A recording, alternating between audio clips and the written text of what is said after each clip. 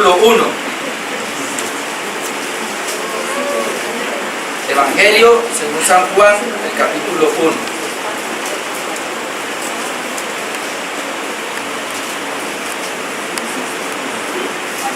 Quiero hablar en esta hora acerca de el Verbo se hizo carne. El Verbo se hizo carne. Dice así la palabra de Dios: en el principio era el Verbo, y el Verbo era con Dios, y el Verbo era Dios. Este era en el principio con Dios. Todas las cosas por Él fueron hechas, y sin Él nada de lo que ha sido hecho fue hecho. En Él estaba la vida, y la vida era la luz de los hombres. Verso 14. Y aquel Verbo fue hecho carne y habitó entre nosotros, y vimos su gloria, gloria como del unigénito del Padre, lleno de gracia y de verdad. Amén. El Verbo se hizo carne. Nosotros estamos de alguna manera celebrando la Navidad. La palabra Navidad es la palabra natividad, que tiene que ver nacimiento. Es nacimiento. Usted y yo sabemos que Jesús no nació un 25 de diciembre, no nació, sino que creo que eran los romanos los que tenían esa fiesta, el 25 de diciembre, porque ellos decían que había nacido ahí el Dios Sol. Pero la iglesia después cambió esa fecha y trasladó la fecha del nacimiento de Jesús para esa fecha. Así que eso ya tiene más de 1000 años esa fecha, así que eso ya es imposible cambiarla y decir allá. Y ya eso se volvió una tradición, una costumbre. Hermano, realmente nadie sabe el día que Jesús vino y tomó forma humana o se encarnó. Eso no lo sabe nadie. Se sabe sí que en diciembre no fue, obviamente. Algunos dicen que fue en abril, otros dicen que en septiembre. No sabemos exactamente cuándo fue. Tampoco la Biblia nos manda a celebrar su nacimiento. La Biblia sí nos manda a celebrar su muerte. ¿Amén? Su muerte, eso sí. Bueno, nosotros aquí predicamos mucho de la muerte de Cristo, de la resurrección de Cristo. Pero eso no está de más que podamos de alguna manera celebrarla.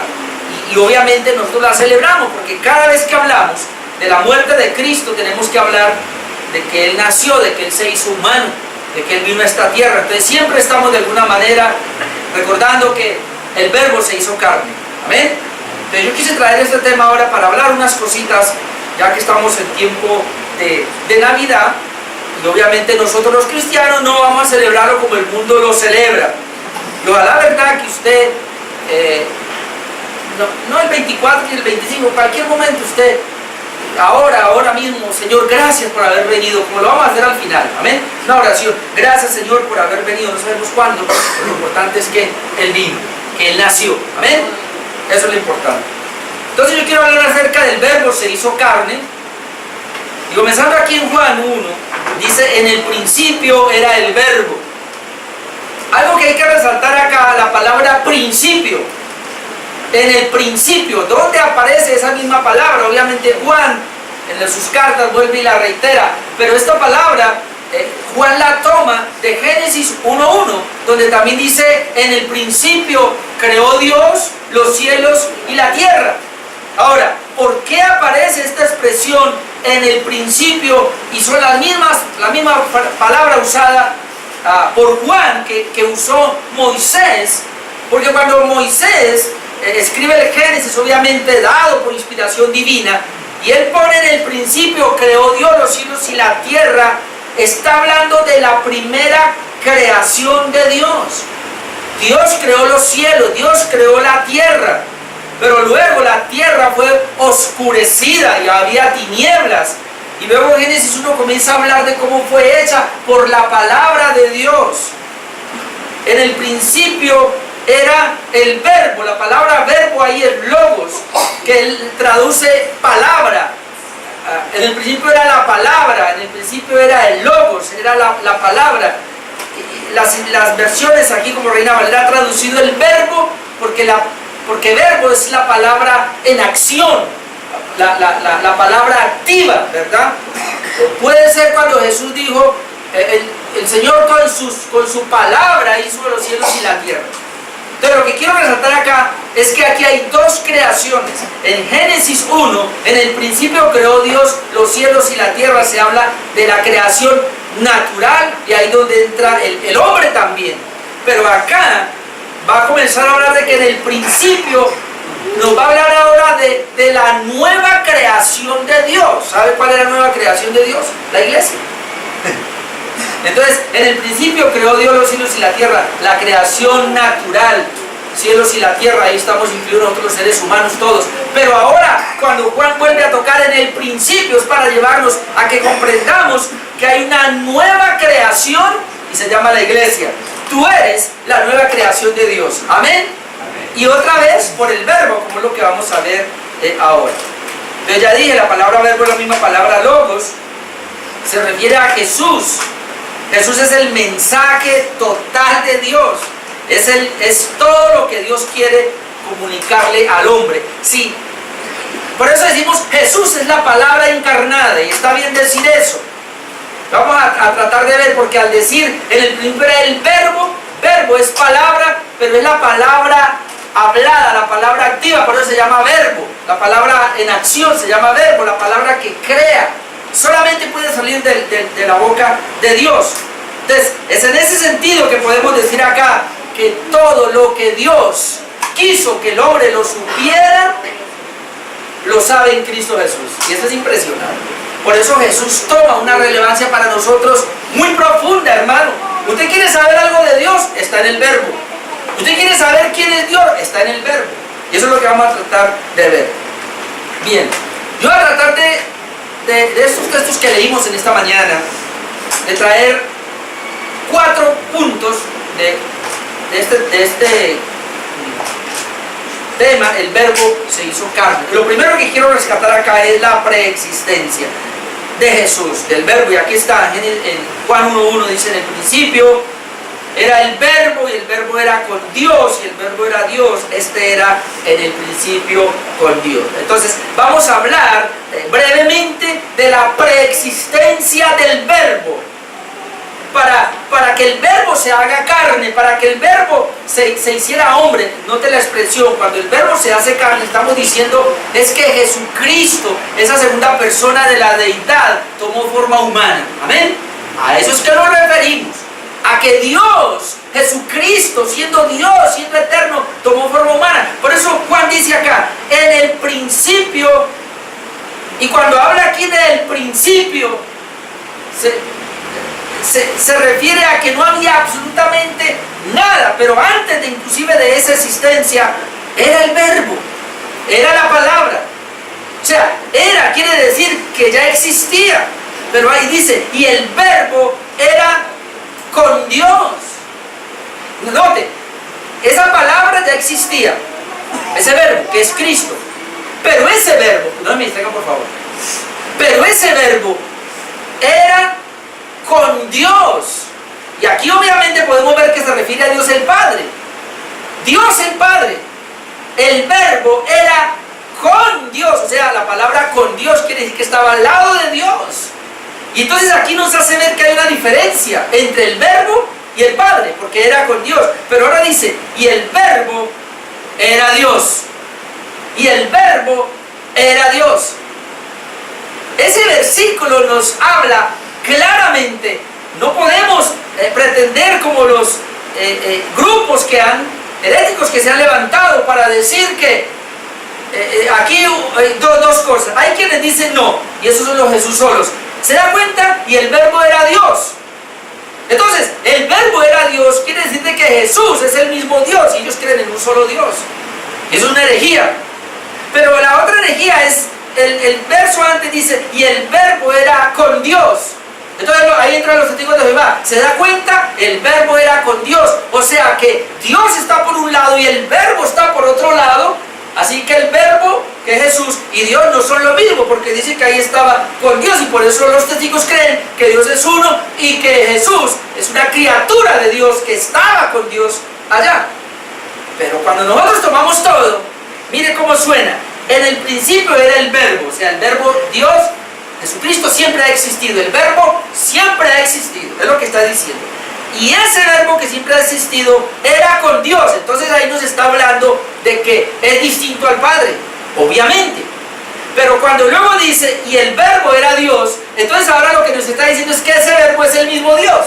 Que es lo que quiero mostrarle. Que en la preexistencia de Dios, lo que nos está diciendo acá y lo que podemos entender acá nosotros, es que la eternidad del verbo, la eternidad de Cristo tiene su preexistencia, siempre ha existido, pero Él ha existido con Dios, porque Él es diferente en persona a Dios. Recuerden, hay tres personas en la deidad: la persona del Padre, la persona del Hijo y la persona del Espíritu Santo. Tres personas diferentes. Por eso dice que Él era, y el verbo era con Dios, porque Él estaba con Dios, al igual que el Espíritu Santo. Pero cuando dice que el verbo, y el verbo era Dios, entonces ahora al verbo, Él era Dios. ¿Qué es lo que está diciendo? Que Él es uno con Dios, que Él es el mismo Dios. Es lo que uno puede ver aquí al mirar todo el texto, es sencillo. Ahí nos está hablando de la Trinidad. Entonces, Jesucristo es Dios, ¿verdad? Porque dice que el verbo era Dios, pero Jesucristo también era con Dios, porque Él es la segunda persona de la deidad. Entonces, ¿nosotros qué creemos? En un solo Dios. Pero ese solo Dios existe en tres personas distintas. ¿Amén? Ahora, por eso es que podemos entender ahora la encarnación. Porque si el verbo es Dios y no es con Dios, es Dios en el sentido de que Él es Dios, entonces ¿cómo yo puedo entender que el verbo se hizo carne? ¿Cómo yo puedo entender la encarnación? ¿Quiere decir de que Dios entonces vino y se encarnó? ¿Y quién quedó allá? ¿Quién quedó? No, imposible. Se encarnó, fue la segunda persona de la deidad. Él fue el que tomó, el verbo que es Dios, que era Dios, que es eterno, que estaba con Dios. Él vino y tomó forma humana, se encarnó, como la vamos a ver más adelante con otros textos. Y entonces Dios, el Padre, siguió siendo Dios, el Espíritu Santo sigue siendo Espíritu, sigue siendo Dios, pero esa segunda persona de la deidad, a diferencia de los otros dos, el único que toma forma humana, se encarnó, es que tomó forma humana. ¿Para qué lo hizo? Para poderte salvar a ti y para poderme salvar a mí. Si el verbo no toma forma humana, como dice el versículo 14, y el verbo se hizo carne, hermano, nadie pudiera ser salvo, nadie hubiera podido salvarse. Por eso es muy importante, ahora que vamos a pensar, cuando la gente está hablando de la Navidad, del nacimiento de Jesucristo, si es que realmente festejan el nacimiento de Jesús, tú y yo tenemos que tener muy claro esto: el verbo se hizo carne para salvarnos. Amén. Ahora, esa preexistencia de Jesús en la palabra lo encontramos en distintos pasajes. Vamos a mirar Colosenses 1:19. En Colosenses 1:19 comenzamos a ver esa preexistencia.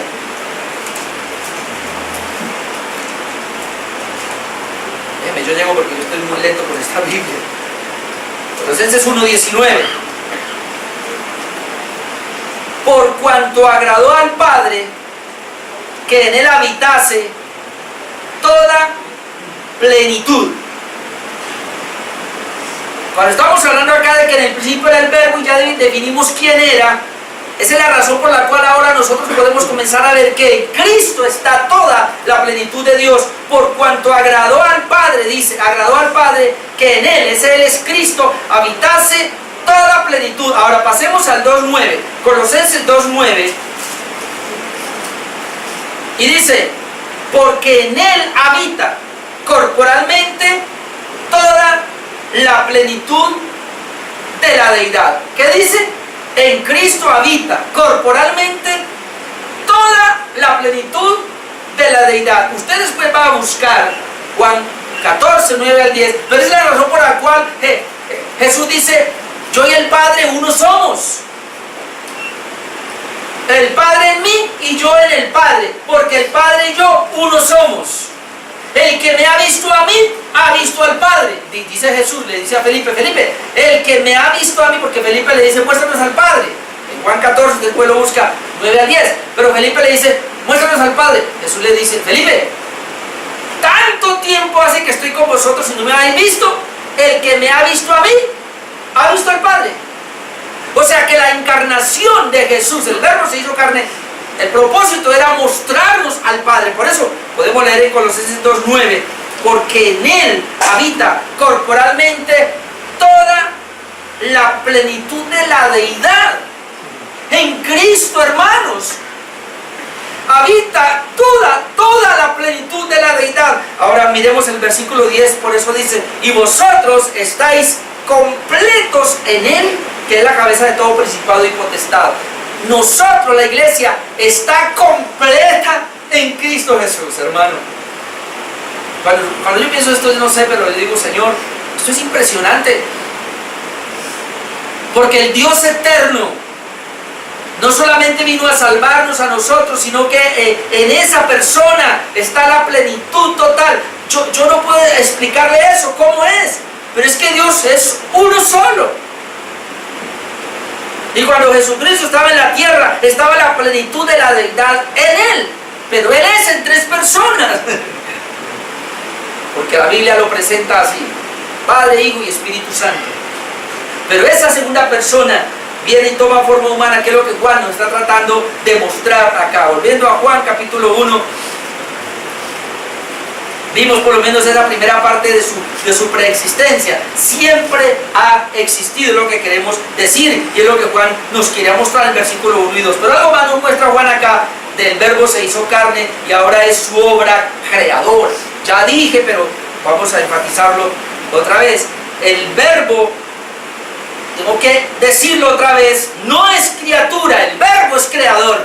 Amén. ¿Y dónde está eso? Versículo 3.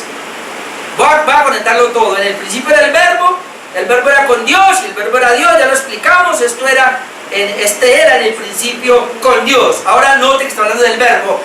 Todas las cosas por Él fueron hechas. Y sin Él nada de lo que ha sido hecho fue hecho. ¿Cómo le parece? Todas las cosas por el Verbo fueron hechas. Por eso Él dice en el principio, y cuando hablamos aquí del principio, está diciendo es antes, el principio es antes de que existiera algo, ese es el principio. Antes de que hubiesen cielos, antes de que hubiese tierra, ese es el principio. Por eso dice que en el principio era el Verbo, ella estaba allá. Pero el Verbo no es creación, el Verbo es creador. El Verbo no es criatura, el Verbo es creador.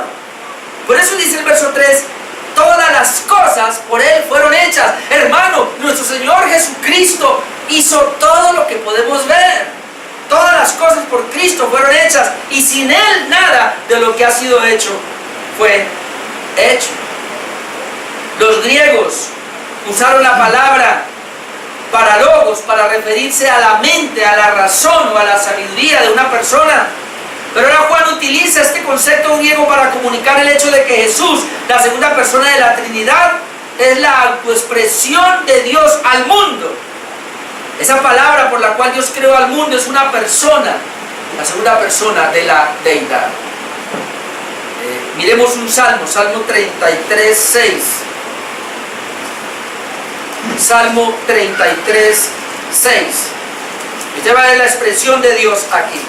Salmo 33, 6 dice: por la palabra de Jehová fueron hechos los cielos y todo el ejército de ellos por el aliento de su boca. Vamos a pensar bien. Por la palabra de Jehová fueron hechos los cielos y todo el ejército de ellos por el hálito, por el aliento de su boca. Ahora mírenme aquí.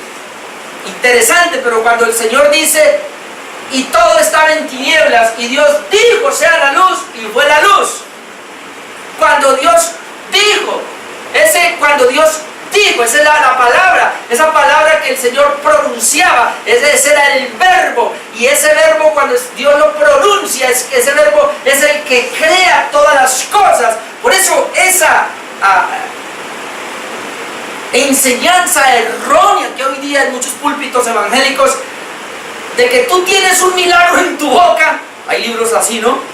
De que tú tienes un poder creativo en tus palabras, de que se cuida al hablar, porque cuando tú hablas, tú puedes hablar bendición, tú puedes hablar maldición, porque tus palabras son creativas, porque tus palabras producen el bien o producen el mal, porque en tu boca hay un milagro. ¿Lo ha oído?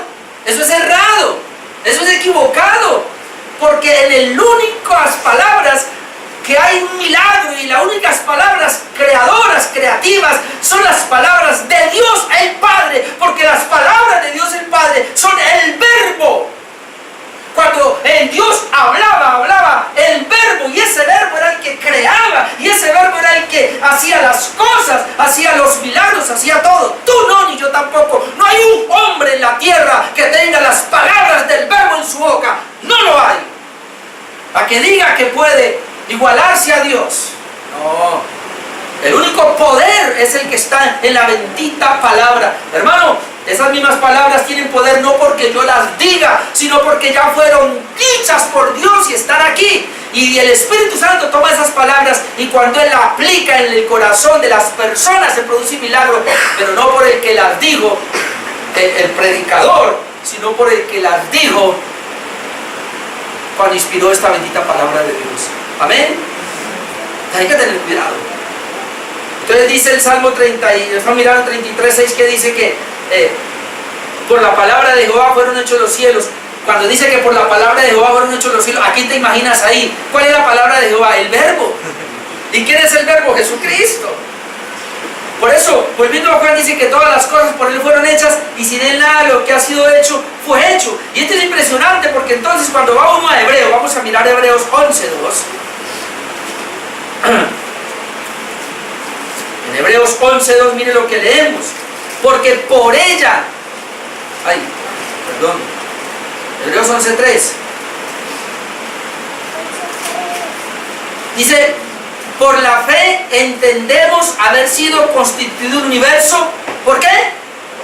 Por la palabra de Dios, de modo que lo que se ve fue hecho de lo que no se veía. Ahora vamos a considerar otra vez. Por la fe, o sea, tú y yo, por la fe, entendemos, es la manera como entendemos que el universo fue constituido, sería lo que dice. Pero ¿cómo fue constituido? Por la palabra de Dios, de modo lo que se ve fue hecho de lo que no se veía. ¿Cómo fue constituido? Por la palabra de Dios. ¿Cuál es esa palabra? El verbo. ¿Ve? Usted imagina, yo no sé cómo es, imagínese a Dios cuando Él va a crear algo, Dios el Padre, Él crea pronunciando al verbo. Y el verbo, que es Cristo, es el que comienza a crear todas las cosas juntamente con el Espíritu Santo. Y por eso dice que nosotros por la fe entendemos esto, que la creación fue hecha por el verbo, o sea, por la palabra de Dios. Vamos un momentico a Hebreos 1:1. Ahora,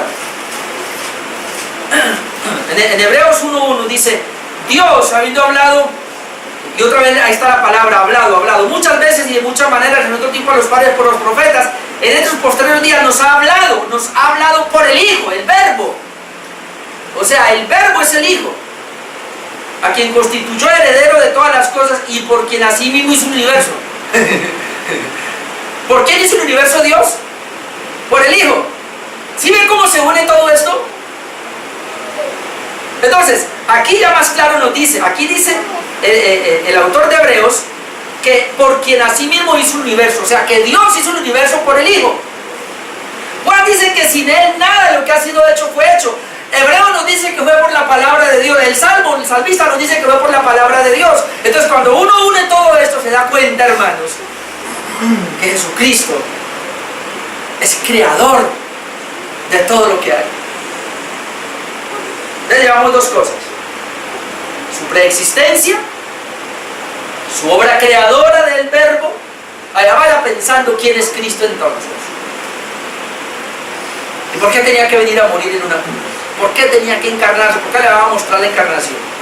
Pero vamos, antes de que Él se encarne, lo que yo quiero mostrarle, Él es preexistente. Él tiene una obra creadora. Nada ha sido creado sin Él. Número 3. Aunque lo voy a dejar mejor para el cuarto, aquí mejor tú me vas a saltar. Mejor hablemos del cuarto porque yo ahora estoy muy atenta que la va a ver. Yo por llevar el orden. Déjenme, para mí yo paso al cuarto, que es el 3. Hablemos de su encarnación. Sí, porque luego hablo de su obra redentora. Déjenme primero yo hablo de su encarnación mejor, en el orden.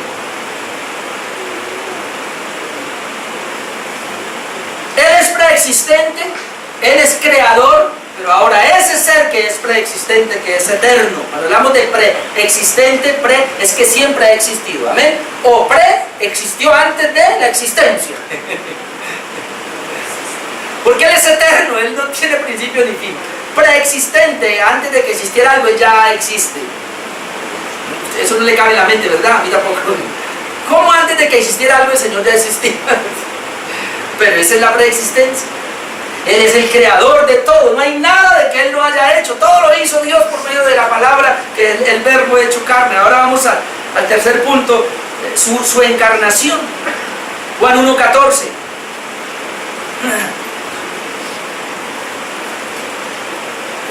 Estoy en hebreo, vean. Juan 1:14, ¿qué dice? Y el verbo, y aquel verbo fue hecho carne y habitó entre nosotros.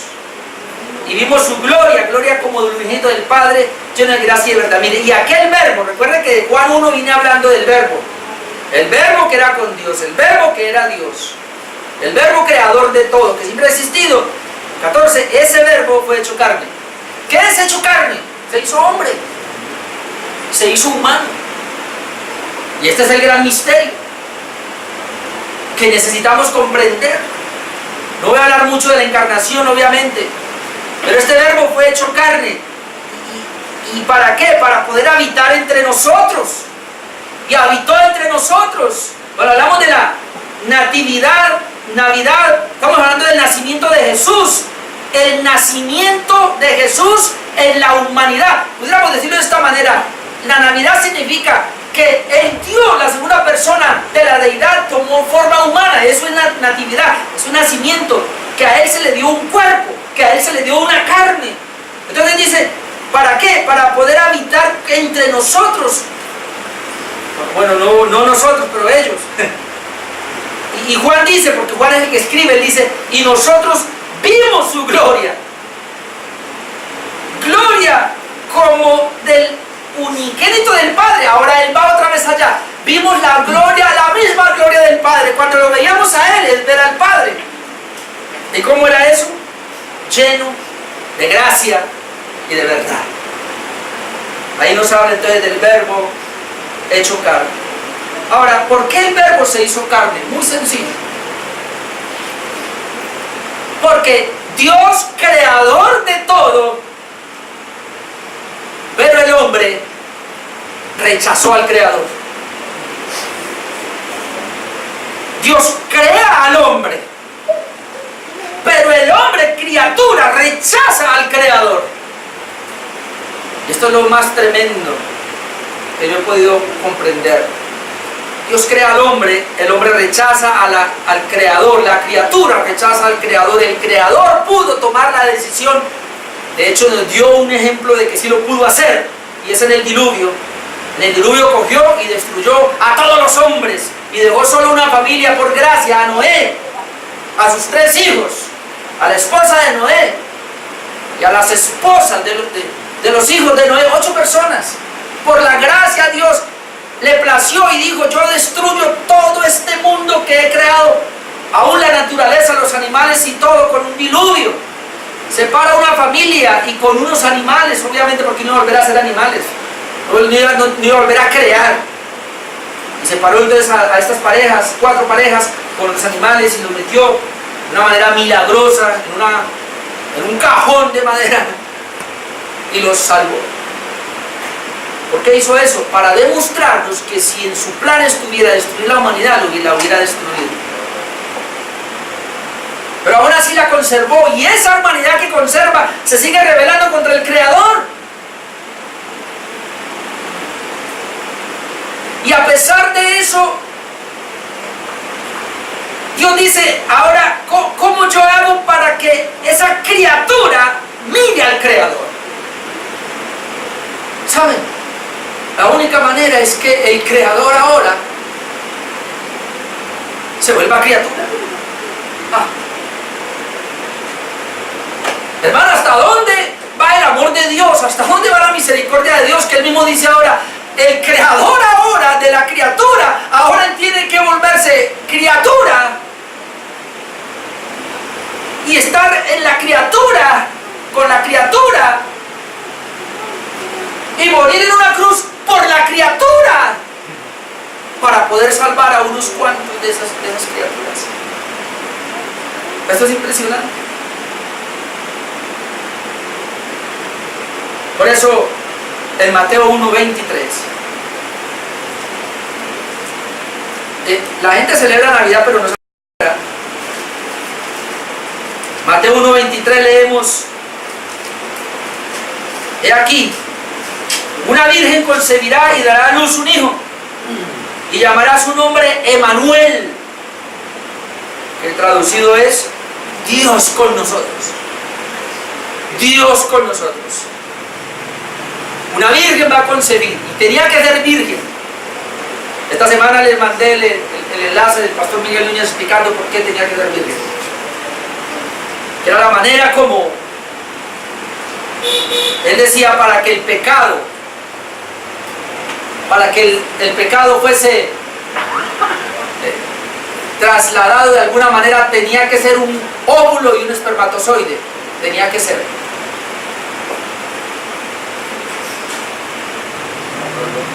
Tenía que ser un óvulo y un espermatozoide. Pero recuerden entonces qué fue lo que pasó. ¿Quién está ahí, hermanos?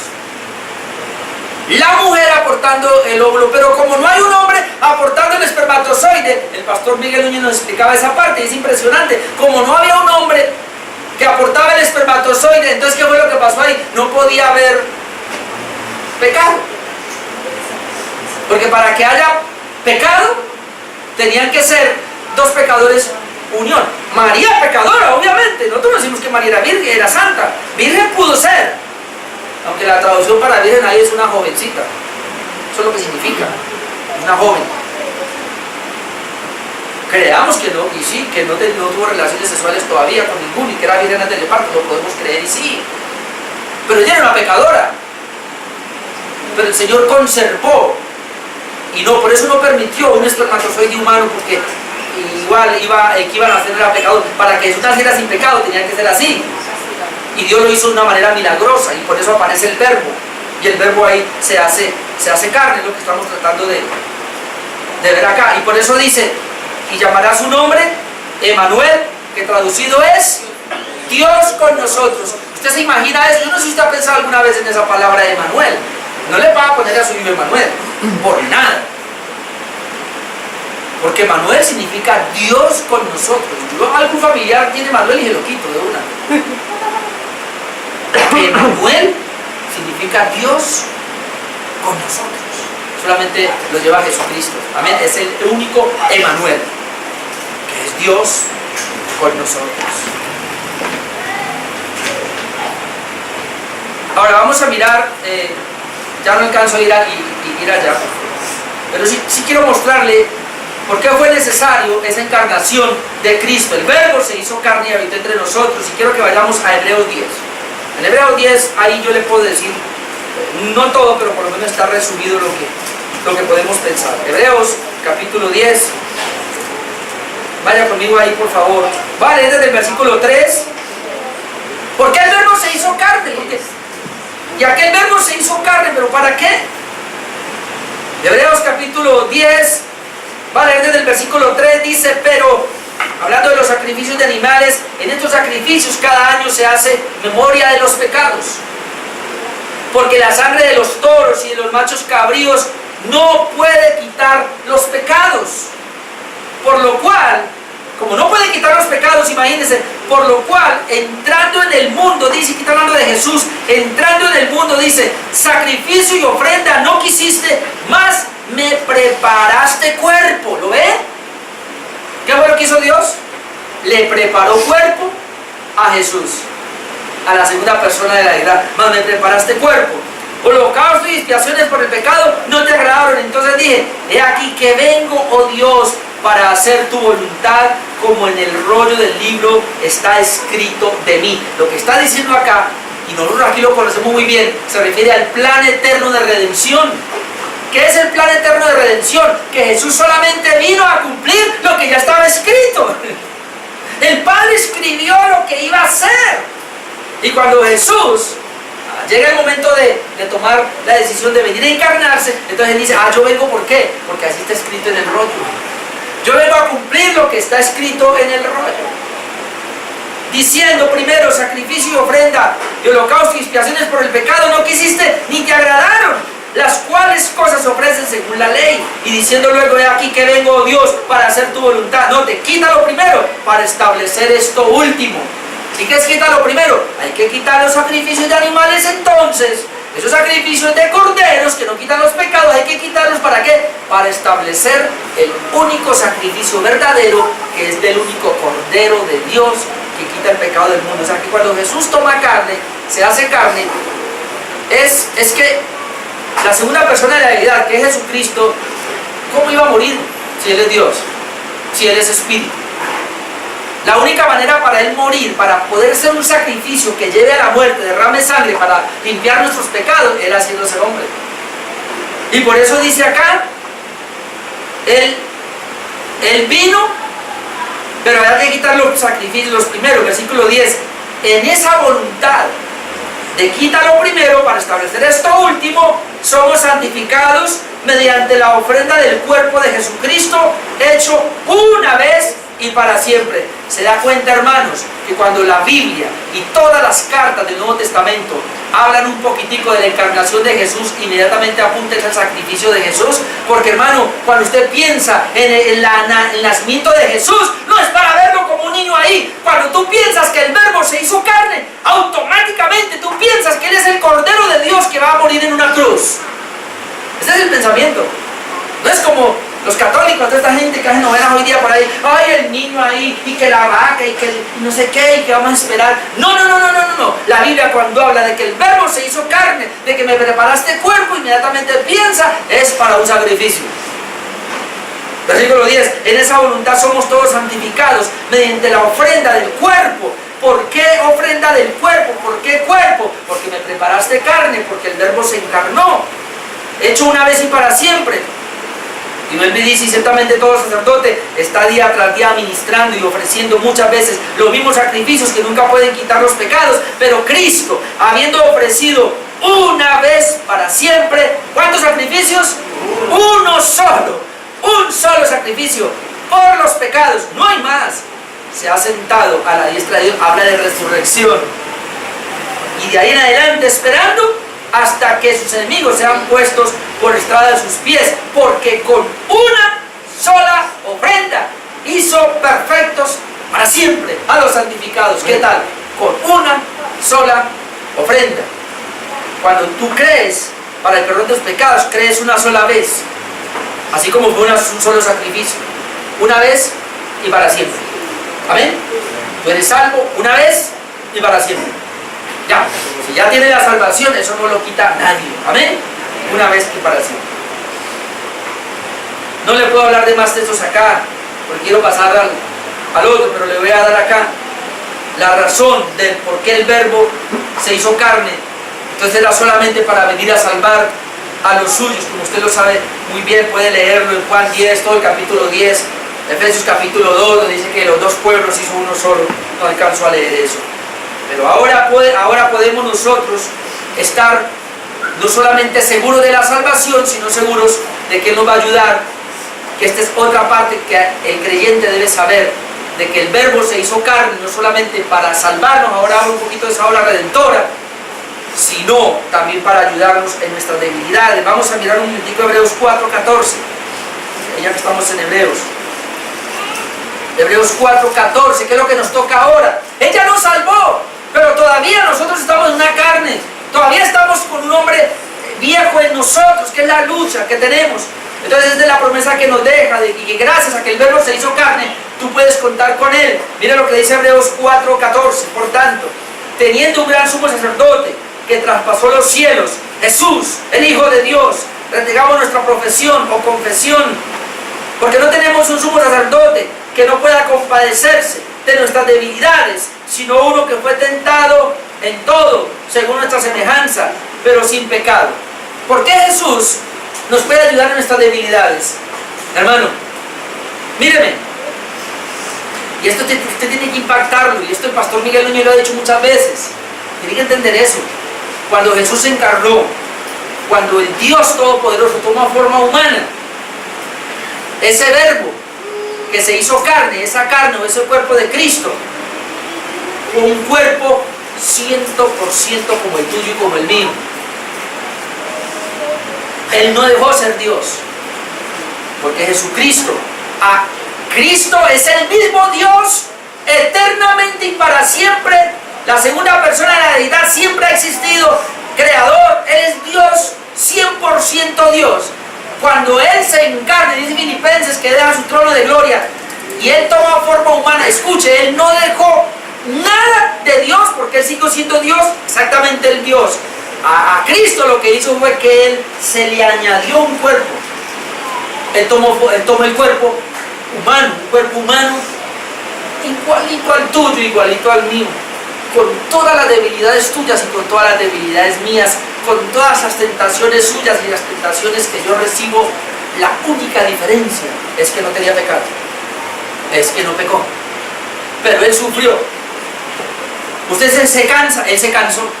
Usted tiene sed, Él le dio sed. Usted tiene hambre, Él le dio hambre. Usted sufrió, Él sufrió. Padeció. Todos los dolores. Todas las tentaciones. Ahí le preguntaba a un pastor, ¿Jesús fue tentado a ser gay? Bueno, pues si la Biblia dice que sufrió todas las tentaciones, las sufrió todas. No se excluye ninguna. Pero no pecó.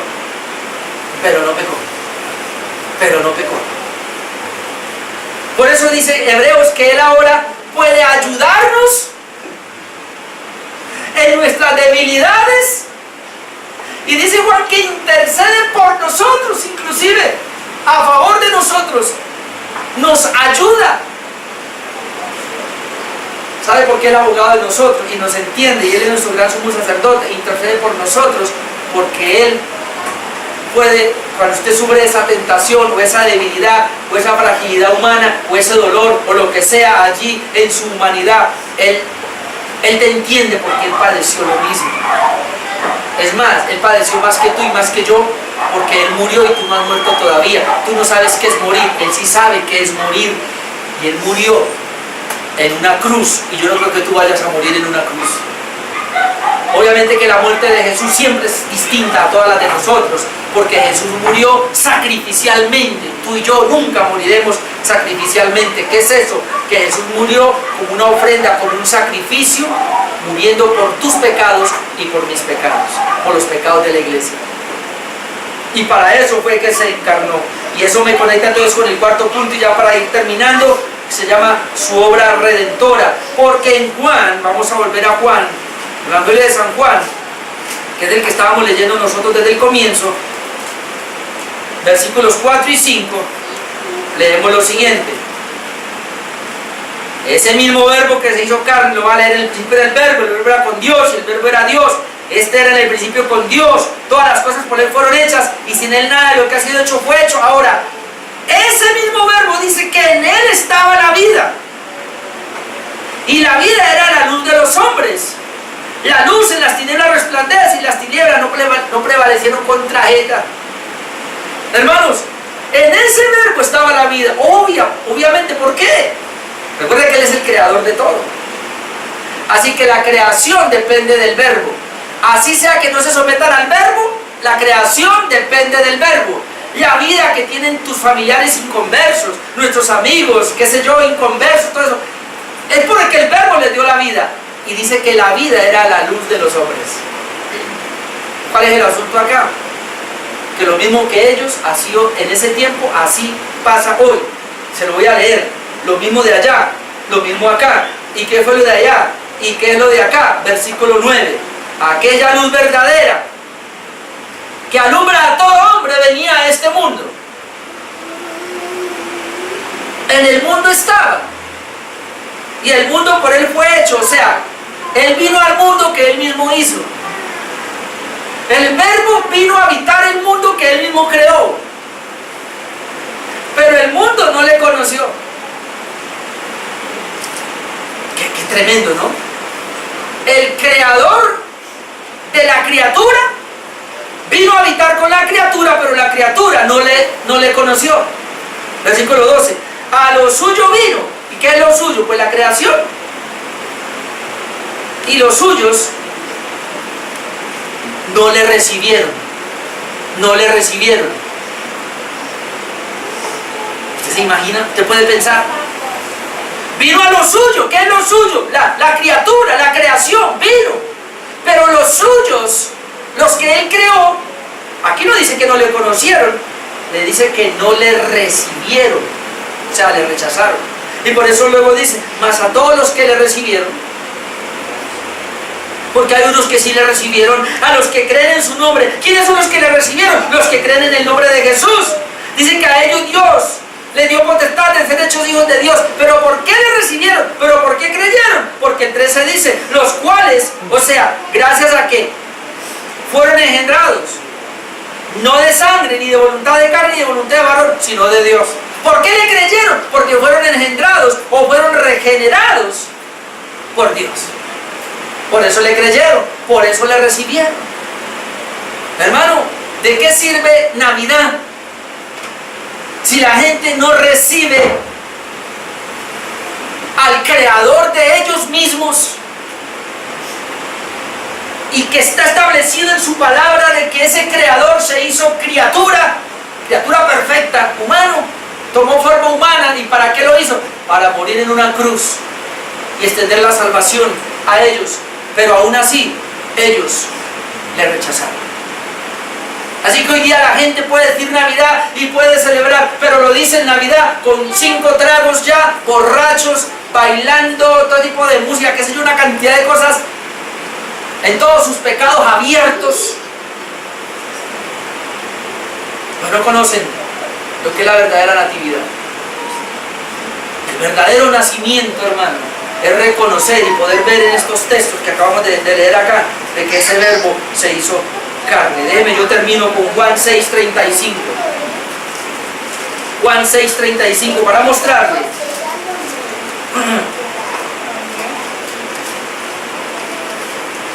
qué pasa con aquellos que le creen y qué es creer en Jesús.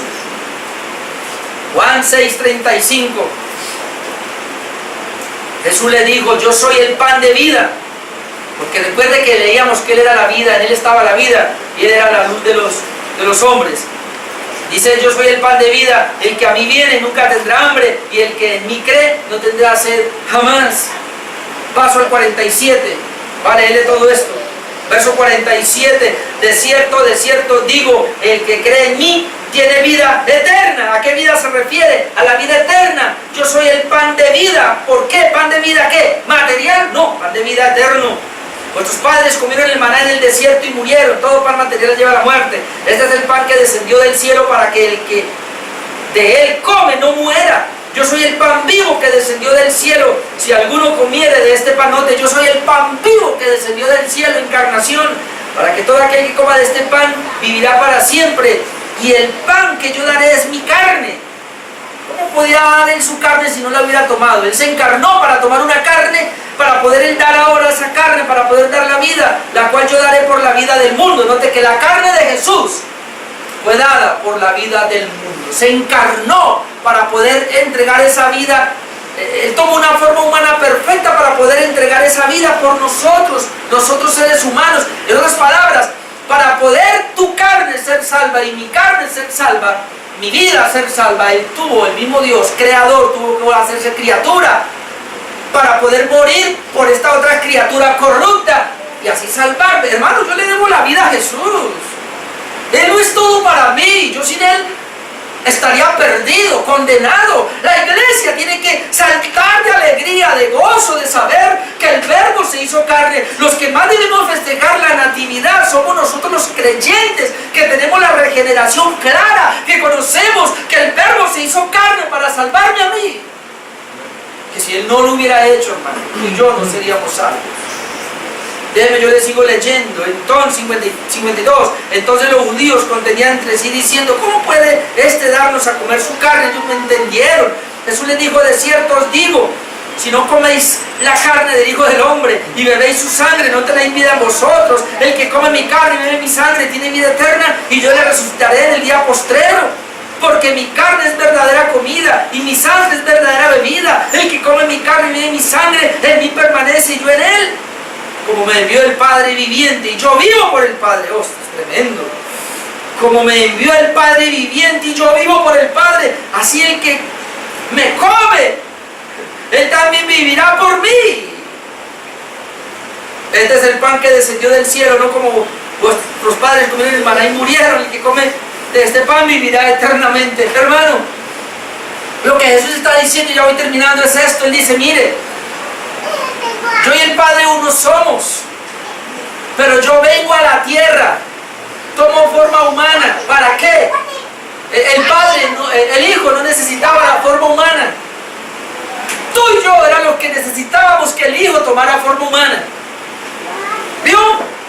Jesús se encarnó, no por Él, por nosotros lo hizo, para podernos salvar. Él dice, yo vivo con mi Padre, yo tengo vida con mi Padre permanente, pero ahora la vida que tengo con mi Padre permanente la entrego para que ahora ustedes puedan tener vida permanente. ¿Sabe qué es la vida eterna? Vida permanente al lado de nuestro Dios. ¿Y por qué tú y yo, la iglesia de Cristo, tiene ahora la garantía, tiene la seguridad de tener una vida eterna al lado del Padre? Porque Él tomó forma humana, murió en una cruz, entregó su vida para darnos a nosotros la vida permanente. Pero hay un detalle aquí: el que come mi carne y bebe mi sangre, tipificado en la cena del Señor. ¿Ven? El que come mi carne y bebe mi sangre. ¿Y qué es esto? Esto lo hacen los creyentes. Como yo como la carne y bebo la sangre de Jesús, por la fe. Cuando yo puedo creer que Jesucristo en la cruz murió para perdonar todos mis pecados, para lavarme totalmente, y ahora yo tengo vida en Él, y yo por eso permanezco confiando en ese sacrificio eternamente y para siempre. El Verbo se hizo carne por nosotros para salvar a su iglesia de sus pecados. Amén. ¿Hay motivo para agradecerle? Mucho motivo para agradecerle, ¿verdad? Póngase de pie, vamos a agradecerle al Señor en esta hora por su muerte.